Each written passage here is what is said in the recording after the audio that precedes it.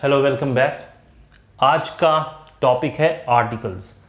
आज मैं आप लोगों को बताऊंगा कि इंग्लिश में आर्टिकल्स की क्या इंपॉर्टेंस है, क्योंकि कभी कभी आर्टिकल्स का गलत यूज़ करने से पूरे सेंटेंस का मतलब बदल जाता है और एग्ज़ाम की दृष्टि से भी आर्टिकल्स काफ़ी इंपॉर्टेंट, जैसे एसएससी है या कोई भी एग्ज़ाम जिसमें इंग्लिश से रिलेटेड क्वेश्चन ग्रामर से आते हैं, उनमें आर्टिकल्स से रिलेटेड काफ़ी क्वेश्चंस आते हैं। और इस वीडियो में मैं आप लोगों को बेसिक कॉन्सेप्ट बताऊंगा कि आर्टिकल का जो बेसिक कॉन्सेप्ट होता है और जो नेक्स्ट वीडियोस होंगे आर्टिकल के, उसमें इसको डीपली इसको स्टडी करेंगे। लेकिन जो बेसिक कॉन्सेप्ट है आर्टिकल्स का, एग्जाम में जो भी आर्टिकल से रिलेटेड क्वेश्चन आते हैं उसमें से लगभग 80%, ये मानकर चलिए 80% बेसिक कॉन्सेप्ट से ही रिलेटेड क्वेश्चंस आते हैं।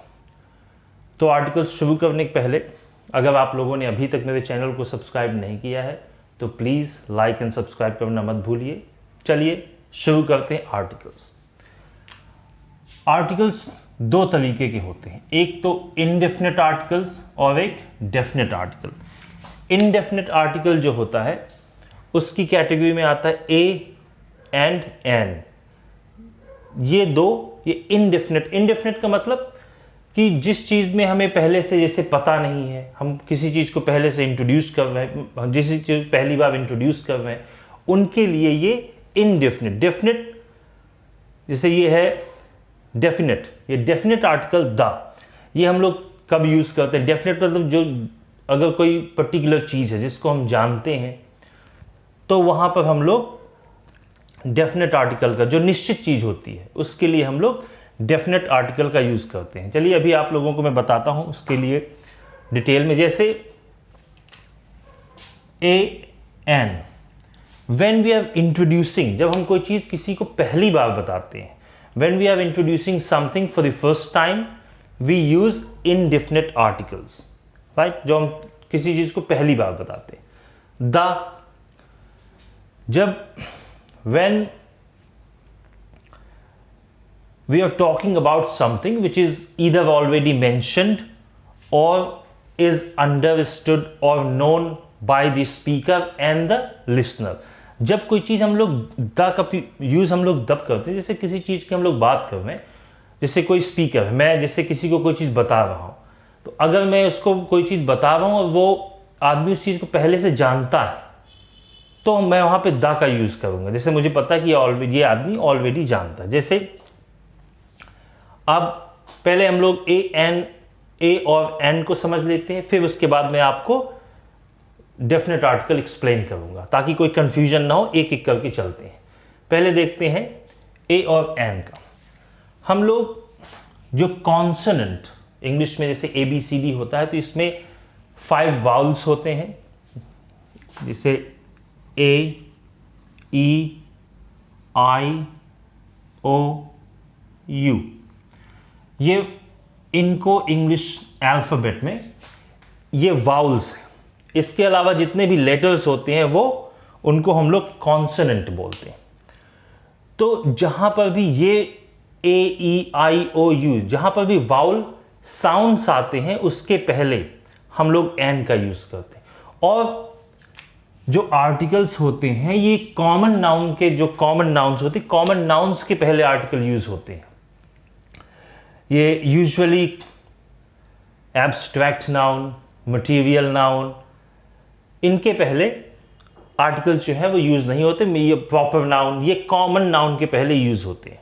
तो जैसे कोई कॉमन नाउन क्या होते हैं? जैसे किसी को कॉमन नाउन मतलब वो होता है, जैसे कि मैं कहूँ कि बॉय, तो बॉय प्रॉपर नहीं, किसी का नाम नहीं है। बॉय से अगर मैंने कहा बॉय तो इसका मतलब मैं किसी जनरल में बात कर रहा हूँ। जैसे ही इज अ बॉय, यहाँ पे कोई किसी, जैसे रमेश, ये प्रॉपर नाउन हो गया कि किसी पर्टिकुलर आदमी का ये नाम है रमेश।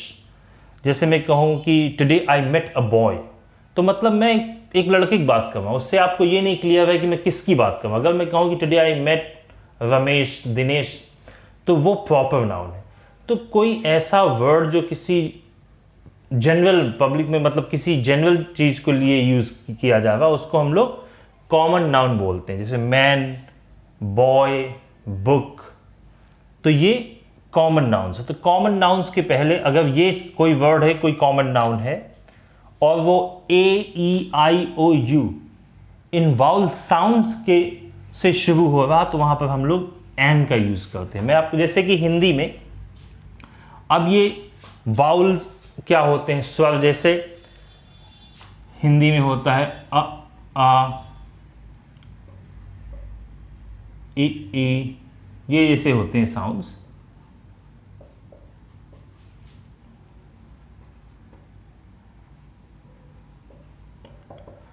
तो और वाउल कॉन्सोनेंट में फर्क क्या होता है? जो वाउल साउंड होता है वो अकेला अपने आप पे स्टैंड कर सकता है। मतलब जैसे मैं कहूं आ, मैंने आ कहा तो इसमें किसी और कॉन्सोनेंट या कोई और साउंड नहीं आया, कोई और वाउल नहीं आया, आ तो आ ही निकला। जैसे मैंने कहा का, तो का जो कॉन्सोनेंट होते हैं उनके साथ में वाउल साउंड अपने आप आ जाता है। जैसे का कहा तो का के साथ आ का आपको साउंड आ रहा है, जैसे का कहा तो आ भी निकला, तो ये कॉन्सोनेंट है। लेकिन अगर मैंने आ कहा आ, तो उस पे केवल आ ही निकले। तो ऐसे साउंड्स जिनको किसी दूसरे लेटर की जरूरत नहीं होती है, वो अकेले ही उनका उच्चारण किया जा सकता, उनको हम लोग वाउल्स बोल। और इसका जैसे VOWEL, ये वोवेल नहीं पढ़ा जाता, इसको पढ़ते हैं वाउल। ये इसका सही प्रोनाउंसिएशन होता है। ये जो आ है इसको बहुत ही धीमे से प्रोनाउंस करते हैं, तो वाउल, इसको वाउल पढ़ेंगे। तो कोई भी वर्ड जिसके पहले ये, हमें इससे मतलब नहीं, कहीं कहीं पर ये होता है कि यू आया लेकिन उसका साउंड जो है वो आ का नहीं, वाउल साउंड नहीं निकल रहा, तो जनरली छोटे बच्चों को पढ़ाने के लिए हम लोग बोल देते हैं बचपन में कि कोई भी ऐसा वर्ड जिसके पहले ए ई आई ओ यू आए, उसके पहले हम लोग एन लगाते हैं। लेकिन हमें यहाँ इनके साउंड से मतलब है। कहीं कहीं पे कोई कोई वर्ड होगा जहां पर यू आएगा लेकिन वो साउंड नहीं होगा उसका वाउल का, तो वहां पर हम लोग आ ही लगाएंगे, एन नहीं लगाएंगे। जैसे हम लोग देखते हैं कुछ एग्जाम्पल्स, मैं आप लोगों को बताता हूं कहां पर हमें ए लिखना है, कहां पर एन लिखना है। जैसे ये एग्जाम्पल्स हैं, आई हैव अ कार। अब इस पे कॉन्सोनेंट साउंड है, आई हैव अ कार। और इनडेफिनेट आर्टिकल क्यों लगाया? क्योंकि मैं पहली बार बता रहा हूं। जैसे मैं किसी से मिला, मैंने उसको बताया कि आई हैव अ कार, उसको इसके बारे में नहीं पता है, मैं पहली बार उसको ये चीज इंट्रोड्यूस कर रहा हूं कि मेरे पास कार है, तो मैं बोलूंगा आई हैव अ कार। तो जब किसी को कोई चीज हम फर्स्ट टाइम बताते हैं, फर्स्ट टाइम उसको इंफॉर्मेशन देते हैं, जब उसको नहीं पता होती है तो हम उसको बताते हैं, उसको हम तब वहां पर हम इनडेफिनेट आर्टिकल लगाते हैं। जैसे I have a car, car बोला क्योंकि का का साउंड आया जो कि एक कॉन्सोनेंट है।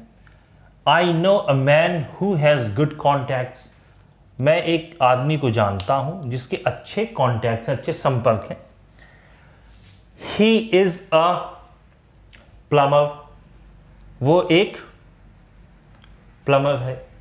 अच्छा, मैं आप लोग को बता दूं, ये जो वर्ड है PLUMBER, प्लम्बर कौन होता है?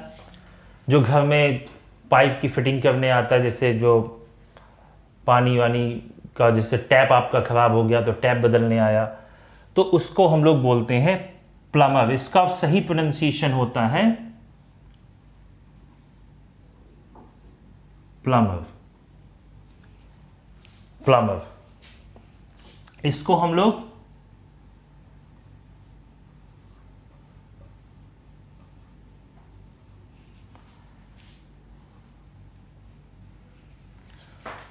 it is pronounced as plumber, not plumber. That is completely incorrect.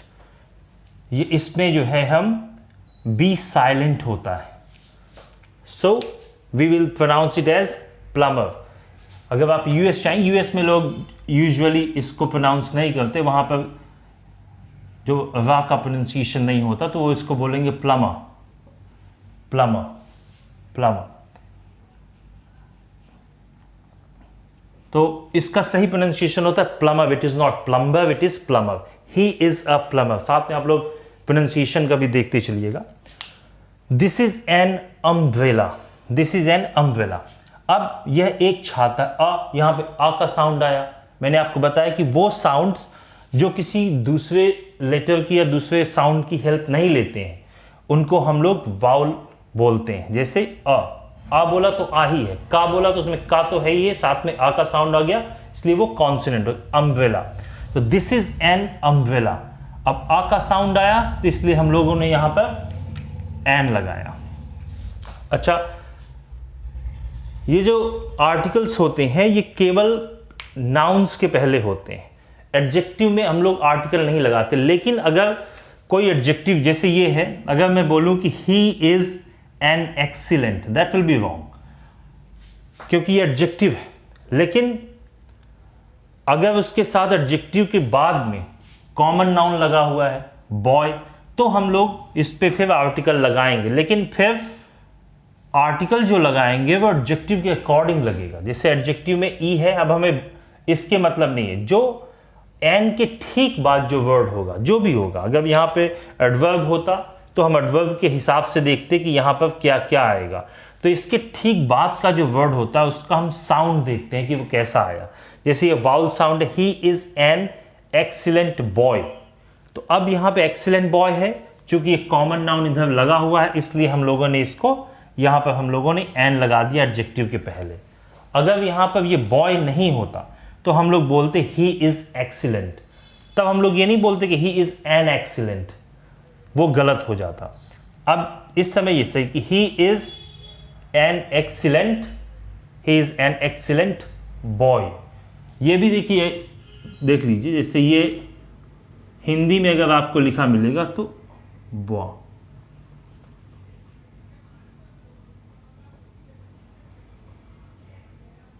इसको लोग ऐसे बोलते हैं बॉय, जबकि ये इसका सही प्रोनाउंसिएशन बॉय नहीं होता, इसका सही प्रोनाउंसिएशन होता है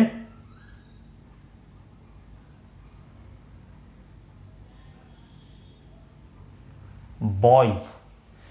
Its correct pronunciation is boy, not boy.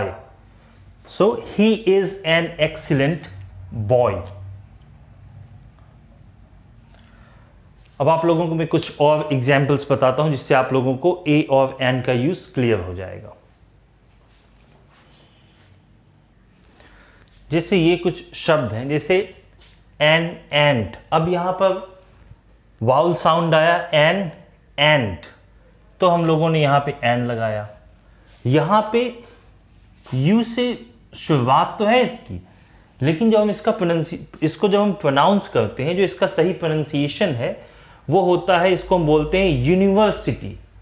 इसलिए या का जो या साउंड है इसमें पहले या आता है, तो हम लोग इसलिए इस पे एन नहीं लिखेंगे क्योंकि इसका प्रोनाउंसिएशन है यू। जो इसका प्रोनाउंसिएशन होता है वो यू होता है। अगर यू की जगह ये आ होता तो हम लोग एन लगा देते, लेकिन इसका जो प्रोनाउंसिएशन है वो है यूनिवर्सिटी।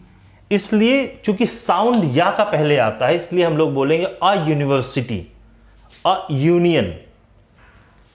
जैसे यहां पर ओ है, ये वाउल है, लेकिन इसका जो साउंड है वो वा का है। अ 1 रूपी नोट, एक रुपए का नोट।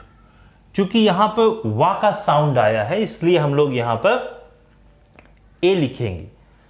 अ 1 आइड मैन, एक आंख का एक व्यक्ति, तो यहां पर भी वा का साउंड है। अ होटल, अब जैसे ये जो शब्द है होटल, अब यहां पे हा जो है हा का साउंड है जो कि कॉन्सोनेंट है, इसलिए हम लोगों ने लिखा है आ। अच्छा, जैसे होटल है पहले, अब नहीं, अब इसका बिल्कुल भी ऐसे प्रोनाउंसिएशन नहीं होता। जैसे बहुत पुराने समय में ब्रिटेन में कुछ लोग इसको होटल बोलते थे, लेकिन कुछ लोग इसको प्रोनाउंस करते थे ओटेल, ओ टेल, ओटेल। तो जो लोग इसको ओटेल बोलते थे वो लोग इसके पहले एन लिखते थे क्योंकि इसका जो साउंड है वो वाउल साउंड है। तो और जो लोग इसको होटल बोलते थे वो आ लिखते थे, अ होटल, एन ओटेल। लेकिन अब आप लोग इसको बिल्कुल भूल जाइए, क्योंकि अब जो है कोई भी इसको इस तरीके से नहीं बोलता। एक दो लोग भले बोलते हो, लेकिन मॉडर्न टाइम पे ये कंप्लीटली इनकरेक्ट है। ये मैंने आपको बता दिया कि जैसे ये कंप्लीटली प्रोनाउंसिएशन पे ये डिपेंड करता है।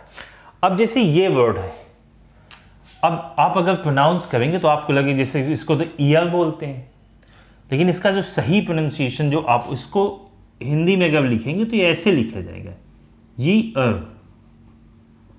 तो या साउंड आएगा। लेकिन जैसे बोलने में आपको लगेगा नहीं मेरा तो ई ही निकल रहा, सही प्रोनाउंसिएशन इसका होगा ईयर, ईयर, ईयर ई नहीं होगा। अगर इसका प्रोनाउंसिएशन ऐसे होता ईयर तो यहां पर एन लगता, लेकिन इसका ऐसे नहीं होता। आप लोग बस ये चीज दिमाग में रख लीजिए कि कोई भी शब्द जिसकी शुरुआत, कोई भी वर्ड जिसकी जो शुरुआत है, अगर उसकी शुरुआत वाई लेटर से है तो उसके पहले आ ही आएगा, एन कभी नहीं आएगा। आपको कोई ऐसा शब्द नहीं मिलेगा जिसकी बिगिनिंग जो है, बिगिनिंग में लेटर वाई हो, लेकिन उसका प्रोनाउंसिएशन, उसका साउंड जो है वो किसी वाउल का निकले। ये हमेशा कॉन्सोनेंट का ही निकलता है। इसलिए ये लोग आप लोग लिख लीजिए कि अगर वाई है तो उसके पहले आ ही आना। अच्छा, अब इस पे आइए। अब जैसे यहां पर भी लगेगा कि आ बोलने में तो स्कूल आता है, ई का साउंड आता है, तो हम लोग इस पे एन क्यों नहीं लिख सकते हैं? एन इसलिए नहीं लिख सकते हैं कि इसका जो सही साउंड है, इसका सही प्रोनाउंसिएशन है, इसका वो ई से नहीं शुरू होता। उसको हम लोग ये नहीं बोलेंगे स्कूल, उसको हम लोग बोलते हैं स्कूल, स्कूल। इसका सही सा से ही शुरू होता है। ये डिपेंड करता है कि आपकी प्रैक्टिस पे, बोलने पे। जैसे मैं कहूँ कि दिस इज अ स्कूल, मैंने बोला स्कूल, तो ये साउंड है, वो जो साउंड होता है वो शुरू ही ऐसे शुरू होता है, school. I am going to school, मैं ये नहीं बोल I am going to school, not school, it is school. इसलिए इसके पहले आ स्कूल लगता है, इसके पहले आ लगेगा। तो ये आपके साउंड पे कंप्लीटली डिपेंड करता है। जैसे मैं कुछ आपको और एग्जांपल्स बताता हूं इन आर्टिकल्स के, जिससे आपको और क्लियर हो जाएगा कि कहां पर इंडेफिनिट, कहां पर ए और कहां पर एन लगना है। जैसे ये एग्जांपल्स हैं, he is an M A. अब मैं यहां पे एन लगाऊंगा क्योंकि जब मैं इसको बोलता हूं he is an M A, तो पहले ए का साउंड निकलता है, he is an M, he is an M. अब ये ए का साउंड निकला, इसलिए मैंने यहां पे लगाया कि he is an M A. लेकिन अगर ये इसका शॉर्ट फॉर्म है मास्टर ऑफ आर्ट्स, अगर मैं शॉर्ट नहीं बोलूं तो यहां पे मां का साउंड निकलता है, तो यहां पर मैं बोलूंगा ही is a master of arts. तो यहां पर ही is a master of arts होगा क्योंकि यहां पे साउंड मां का आ रहा है, कॉन्सोनेंट साउंड है। जैसे ही इज एन एमपी, वो एक एमपी है, यहां पर भी एम ये साउंड आया ए का, तो ही इज एन एमपी। लेकिन जब इसका फुल फॉर्म लिखते हैं तो मेंबर ऑफ पार्लियामेंट, तो इसलिए हम लोग बोलेंगे ही is a member of parliament, क्योंकि यहां पे मां का साउंड आया। तो ये साउंड पे डिपेंड करता है। यहां पे एम है, ए का साउंड निकला तो हमने एन लगा दिया।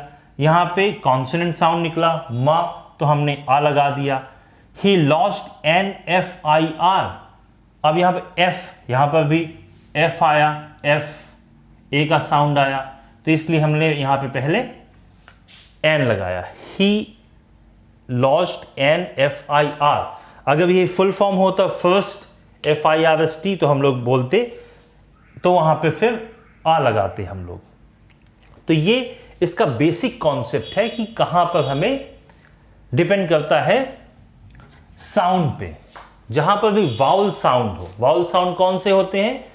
जो किसी दूसरे लेटर की मदद नहीं लेते, किसी दूसरे साउंड की मदद, खुद अकेले ही उनका उच्चारण हो जाता है। जैसे आ, कोई और इस पे लेटर नहीं आया, का के साथ आ गया।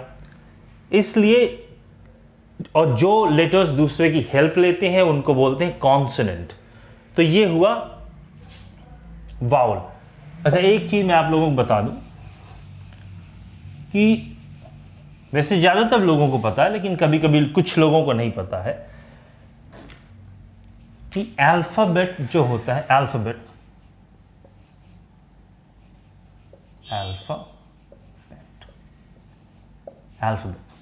इंग्लिश लैंग्वेज में केवल एक अल्फाबेट है। ए से लेके जेड तक जितने भी लेटर्स हैं इनको हम लोग बोलते हैं अल्फाबेट। जैसे मैं बोलूं कि I know the English alphabet, ठीक। One alphabet has 26 letters. अब मैं अगर बोलूं ए, तो ए ये लेटर है, बी ये लेटर है, सी ये लेटर है।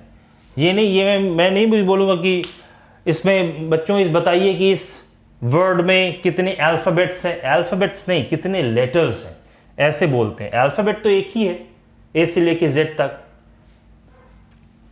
चलिए अब आप लोगों को मैं बताता हूं डेफिनेट आर्टिकल कैसे यूज करना, और इसके बाद के जो वीडियो आएंगे उसमें आपको और डीपली समझ में आएगा कि बहुत से, क्योंकि बहुत से एक्सेप्शंस हैं, बहुत से ऐसे वर्ड्स आपको मिलेंगे जहां पर कोई आर्टिकल नहीं लगता, कहीं पे आपको केवल द मिलेगा। तो जो एक्सेप्शंस हैं वो हम लोग अगले वीडियो में पढ़ेंगे। अभी फिलहाल ये इस वीडियो में हम लोग केवल बेसिक जो कॉन्सेप्ट है वो हम लोग कवर कर रहे हैं। अब हम लोग देखते हैं कुछ एग्जाम्पल्स कि कहां पर हम लोग द का यूज करते हैं। वो एग्जाम्पल्स हैं जैसे डेफिनेट आर्टिकल, जैसे we use the when talking about something already mentioned और अंडरस्टूड। हम लोग, अच्छा मैं आप लोगों को बता दूं, जैसे कुछ लोगों को कंफ्यूजन होता है कि द प्रोनाउंसिएशन इसका होगा कि दी प्रोनाउंसिएशन होगा।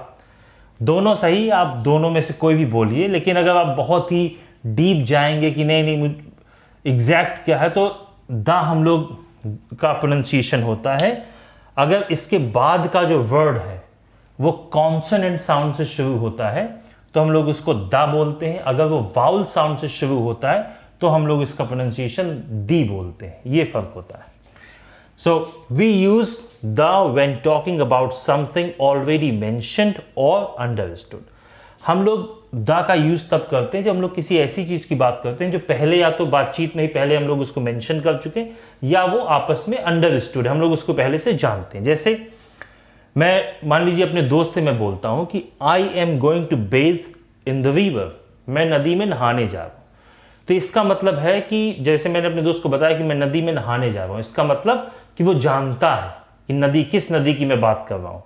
तो I am going to bathe in the river because he already knows what river I am talking about, right. So क्योंकि उसको पता है कि मैं किस नदी की बात कर रहा हूं, इसलिए मैंने यहां पे सीधे दा लगा दिया। अच्छा एक चीज आपको बता दूं, जैसे ये जो है इसका प्रोनाउंसिएशन होगा bathe. I am going to bathe in the river, BATHE ये वर्ब होता है इसलिए इसका प्रोनाउंसिएशन बेद होता है, और BATH इसका प्रोनाउंसिएशन होगा बाथ। बाथ ये नाउन होता है। I am going to take a bath, मैं बाथ नहाने जा रहा हूं। अगर मैं ऐसे बोलूंगा नाउन का यूज करके तो bath, I am going to take a bath verb है, तो I am going to bathe in the river. अब जैसे put the glass on the table, अब मैंने जैसे किसी से मैंने कहा कि put the glass on the table, इसका मतलब कि उसको पता है मैं किस ग्लास की बात कर रहा हूं। जैसे सामने कोई ग्लास रखा है, मैंने कहा कि पुट द ग्लास, मतलब उसको अंडरस्टूड, जानता है किस ग्लास की मैं बात कर रहा हूं। ऑन द टेबल इसका मतलब, और टेबल भी सामने रखी हुई तो वो भी जानता है, मैं भी जानता हूं। अगर मैं यहां पे ये कहूं कि put a glass on the table, जैसे कोई खड़ा है, मैंने उससे अचानक कहा कि put a glass on the table, इसका मतलब मैंने उसको नहीं पता, पहले से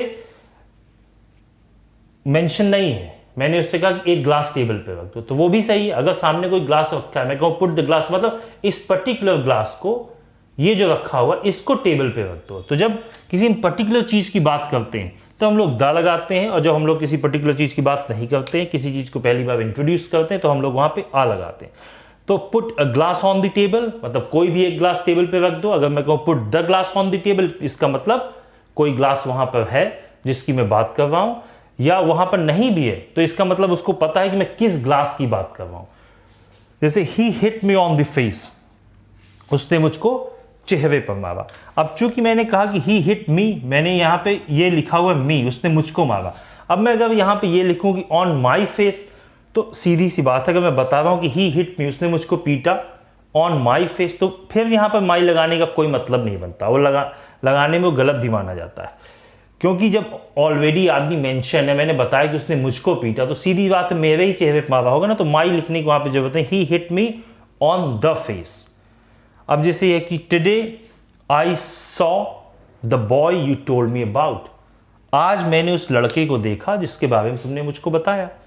तो चूंकि इस लड़के के बारे में पहले से बताया जा चुका है, ये हम किसी पर्टिकुलर लड़के की बात कर रहे हैं, इसलिए मैंने कहा कि today I saw the boy you told me about, आज मैंने उस लड़के को देखा जिसके बारे में तुमने मुझको बताया। तो जो चीज हम ऑलरेडी जानते हैं, जो श्योर, जैसे अगर मैं कहूं कि birds fly in the sky, इसका मतलब है कि मैं जनरल बात कर रहा हूं, मैंने आर्टिकल नहीं लगाया।